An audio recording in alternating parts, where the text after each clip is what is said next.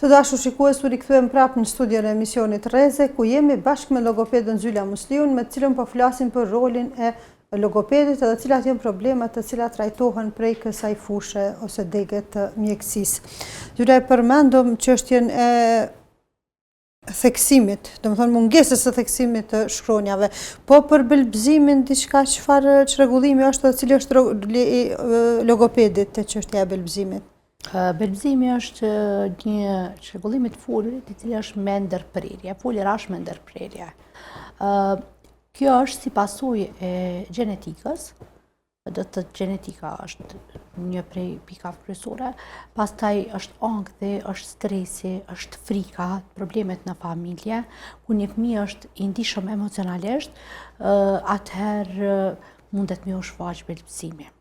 Do të thotë deri moshën 5 vjet nuk duhet me u shqetësu, sepse fëmija belbëzon deri në atë moshë, edhe mas moshës 5 vjet kur e sheh që ti fëmija veç po vjen ty u trash ajo e folura me ndërprerje, atëherë prindi është mirë me dërgu tek profesionisti shëndetësor, tek logopedja dhe me vazhdu me trajtimet e cilat i ofron ai.